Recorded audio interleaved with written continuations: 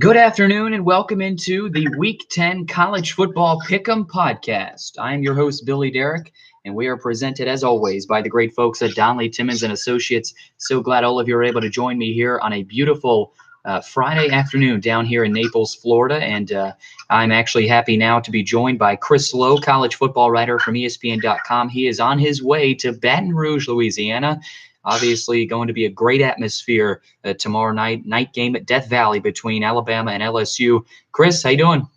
Hey, Billy. It's good to be with you. Always great to be with you, Chris. And I want to start talking first about the initial college football rankings release. We will obviously get to all the good games in the Week 10 college football slate. But what are your thoughts after the first college football rankings release with Alabama, Clemson, LSU, and Notre Dame rounding out there at the top four? Well, I wondered going in if LSU would be number 3. I was pretty sure Alabama, well, obviously very sure Alabama would be 1. I thought Clemson would be 2.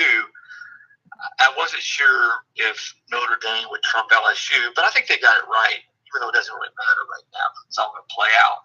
LSU's schedule and resume is better, even though they've lost a game. But they've beaten 3 teams when they played them were ranked in the top 10. And their loss was to a good Florida team. So if you look at a school's schedule in totality and what they have done, then LSU deserved to be 3. And Notre Dame. I know there's probably some conversation about does Michigan deserve to be in the top 4. The good thing for Michigan, it's all out there in front of them. Mm-hmm. And if they take care of business down the stretch, with Penn State, Ohio State,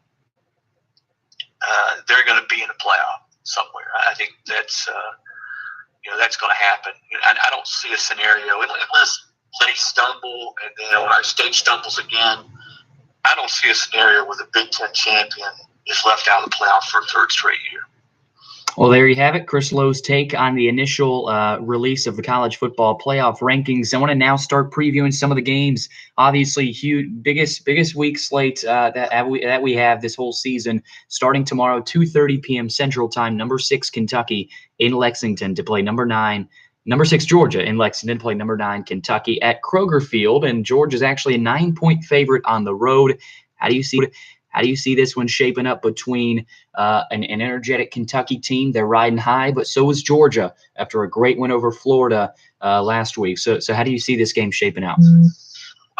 Well, Kentucky is going to have to be able to make some plays in the passing game, and they made just enough to win last week and escape. That last drive, give Terry Wilson credit. He came off the bench and made the throw or 2 that he had to. They're going to have to be better in the passing game as a whole, Billy, to win this game against Georgia. I mean, I like what Kentucky's done, and I think they're a tough, gritty, really good defensive football team. They have run the ball pretty well at times this year.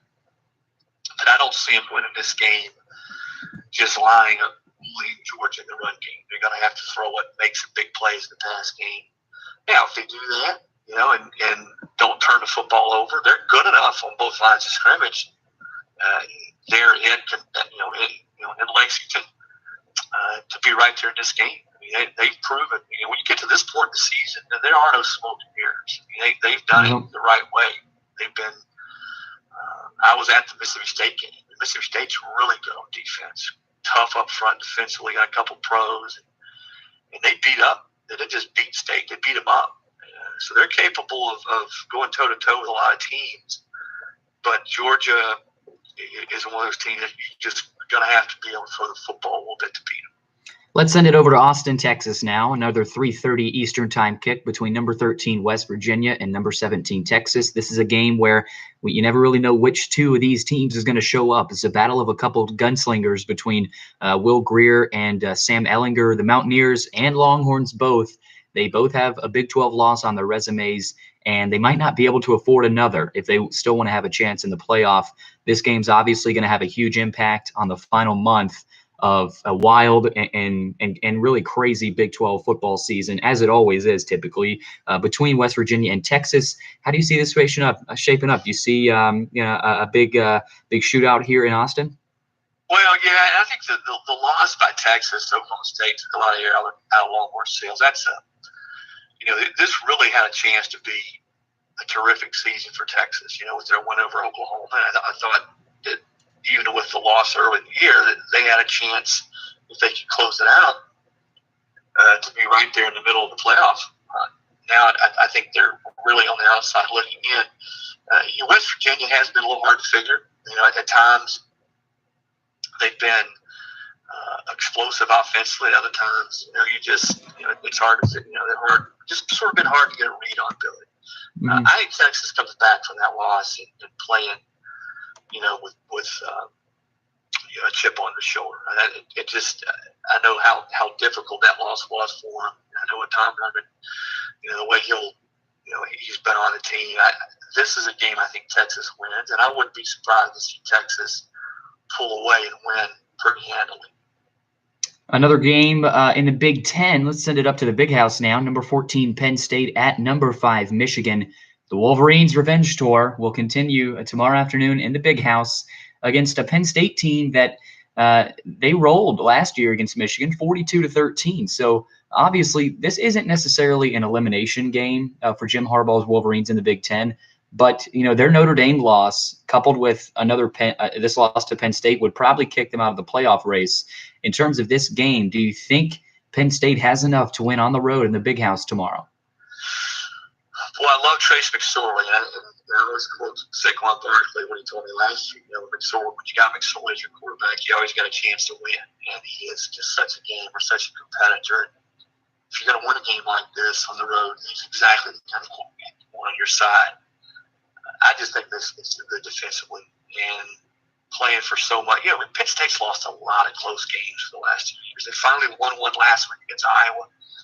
But up into that game, I think their 4 previous losses had been by combined maybe 8 or 9 points.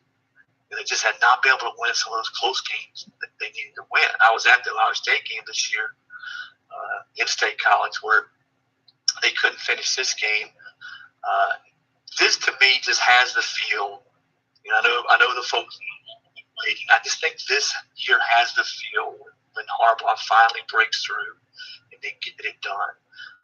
And again, I think if they win out, it's going to be hard to keep them out of the playoff. But defensively, they're really good, and they've done some things probably underrated on offense. But no, I think at home they get this win. Well, Chris, it's now time to talk about the game you're headed to tomorrow night game at Death Valley. Number 1 Alabama, number 3 LSU, CBS, 8:00 Eastern time. Obviously, this is the biggest game of the year to this date. You could argue Ohio State, Penn State several weeks ago, but I don't think anything comes as close to this. Obviously, going to be a tremendous atmosphere. LSU is ready to fight in this one, but so is Bama. Tagovailoa is probably going to finally have to play in the fourth quarter, and he's going to have to prove that he has what it takes to win on the road in a truly, just devastating environment here in Baton Rouge. Do you have Alabama winning it outright, or do you think LSU can battle and maybe sneak one out at home? Well, yeah, they can. They're going to have to play the best game they've played yet, LSU is. They're going to have to force some turnovers, which they've been pretty good at. They lead the country in interceptions and really get some pressure. Nobody's pressure talking about LSU. Now, part of that is he gets rid of the football. He's got 2 tackles that are both pros, and he's got 4 receivers that are outstanding. I mean, he's got so many guys to throw to. I was actually in Alabama yesterday and talked with Coach Saban. He said this by far, so it's not even close, will be the best team they play this year, especially on defense. Alabama hasn't been challenged, on the offensive side of the football. And LSU, Dave Aranda has done a really good job there. Even though I think this is the toughest test, Billy, I think Alabama still wins going away. I just think they're so explosive on offense.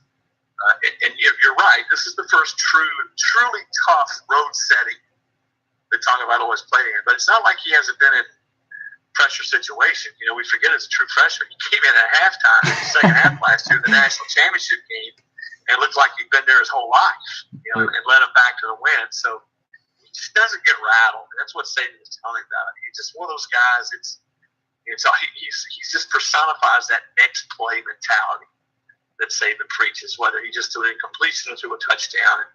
That's the perfect persona to have when you go into a place like Tiger Stadium, which, by the way, is. And I've been blessed to go to a lot of great venues in college football. I still think Tiger Stadium on Saturday is about as good a place as there is if you're truly a college football junkie. I've never been, but that's what I've heard, and I that's on my bucket list to this day. I want to talk about another night game now. This one is at Northwestern. Number 4 Notre Dame rolling in to Northwestern. This game will be on ESPN, 7:15 p.m. kickoff. Obviously, this is sort of the definition of a trap game for Notre Dame. We'll see how resilient this Notre Dame team is. They're one of the toughest teams remaining on the Irish schedule. They'll have USC to end the season, but I do believe Northwestern has a legit shot to beat Notre Dame in this one. Notre Dame better bring it. They better bring this, or else Northwestern could kick them out of the playoff race. Many people still believe Notre Dame, with a loss to Northwestern, could still have a chance in the playoff with their win over Michigan. We'll see how that goes, but it should be an interesting matchup between Northwestern quarterback Clayton Thorson and this Irish defense. Chris, do you think Northwestern can pull off the upset? No, I'm with you. I think Northwestern's got a chance to win, and I think if Notre Dame loses this game, they're out. Okay. Unless there's chaos in the Big 12 or that type, Big 10, I think they're out of the playoff chase. But no, I think Northwestern can win. And here's the thing: you go back and look at what Northwestern's done in the Big 10, going back to the start of last season.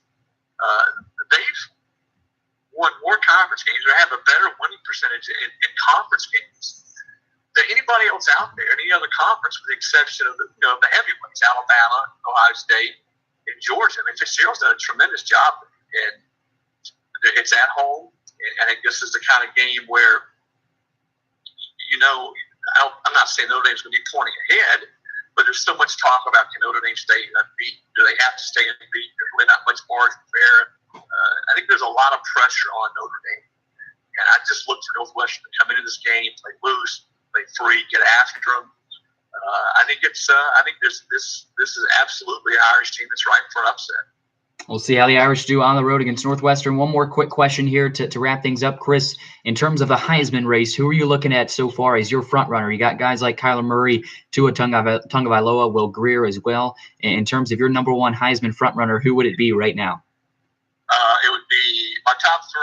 Billy would be Tua Tagovailoa, and Tua Tagovailoa. Interesting top 3. I do think Kyler Murray's in it, to be honest with you, because he's got great numbers too. And if they continue to roll it up, hey, Alabama goes into LSU tomorrow night. LSU puts it to Tua, and he doesn't play well. LSU wins. As you know, the Heisman race changes in a hurry. Yep. But I think it's going to be one of those two guys. Now, if something happens and they, one of them does sort of stumble, and Ohio State were to win out, win the Big 10, and Haskins continue to put up big numbers, I think he's the other one that could get into that mix. But right now, if you ask me who the Heisman Trophy's going to win are going to be, I'd say I put a lot of money down. It's either Murray or Tua Tagovailoa. Well, Tua just brainwashes all of us, doesn't he? I mean, the way he plays, he's literally looks like we're watching Madden out there. He'll have a tremendous NFL career, obviously, as well. Cannot wait to watch all the great games tomorrow night. I cannot wait, and I'm sure you're looking forward to that atmosphere down there in Baton Rouge. I'll be watching here from Naples, Florida. Chris, thanks for checking in. Enjoy your weekend of football. You bet, Billy. It's good to be with you, man. Always, Chris. Thank you so much. That was Chris Lowe from ESPN.com. Very respectful guest every time he joins the show. And, Chris is the type of guy that always provides great insight, obviously with his, he's a huge proponent to Tennessee, obviously, but the SEC as well. So lots of great games to talk about. Let's continue rolling along, talking about some of the other big games of the weekend. Number 7, Oklahoma at Texas Tech, ABC, 8 o'clock kickoff, night game. The Kyler Murray show hits Lubbock this weekend in a game that can set the tone for the Sooners' stretch run. If the defense can shut down the nation's 7th best offense, it could mean that rumors of Oklahoma's demise were greatly exaggerated. So if Oklahoma can win this sneaky game on the road in Lubbock against Texas Tech and the Fighting Cliff Kingsburys, they could still be in the hunt for the college football playoff. And then in the Pac-12, 10:45 p.m. kickoff, Cal at number 8 Washington State. The Cal Bears boast one of the best defenses in the Pac-12, and the Washington State quarterback Gardner Minshew show on the Palouse has been can't-miss television every week. It's a must-win for the Cougars if they want to maintain their faint college football hopes. Another game to talk about here in the Big Ten, Nebraska at number 10, Ohio State on Fox. crucial game for Ohio State if they want to try to somehow limp into the playoff. Scott Frost and the Cornhuskers have won 2 straight games and face a Buckeyes defense that hasn't exactly lived up to the hype. Could an upset be in store for Scott Frost and the Cornhuskers? Probably not, but Ohio State still has national title hopes, and a slip-up will be devastating at home in Columbus. Another big game to talk about, Louisville at number 2 Clemson on ABC, noon kickoff. This won't be a tight game, I don't think. But, watching Clemson actually will be a lot of fun against this Louisville defense. The Tigers have looked like they're evolving into a legit threat to beat Alabama. So I think obviously this is just another game on Clemson's schedule. They don't really have to worry about anything Louisville's gonna throw at them. But again, Clemson, I think, has a chance to beat Alabama. I say Clemson has the best chance out of any team to beat Alabama. I think Alabama demolishes LSU. I think Michigan holds serve and defeats Penn State. I've got West Virginia winning on the road against Texas. And then I've got Georgia demolishing Kentucky. So the big SEC games that everyone's looking forward to watching, I think they're going to be blowouts. I think Bama wins big, and I think Georgia wins big. Those are my picks for this Week 10 College Football Pick'em Podcast. Thank you so much for tuning in. For my co-host Chris Lowe from ESPN.com, I'm your host Billy Derrick, and you've been listening to the College Football Week 10 Pick'em Podcast, presented by Donnelly, Timmons & Associates. Whew.